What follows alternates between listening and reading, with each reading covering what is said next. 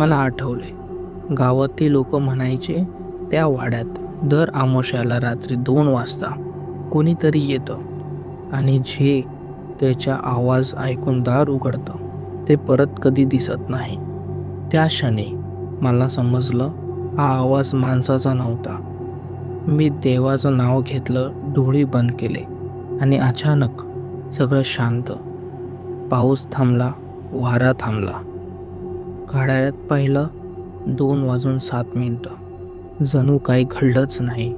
सकाळी गावात चौकशी केली. एक म्हातारी बाई म्हणाली, बाळा, काल रात्री तू नशिबान होतास.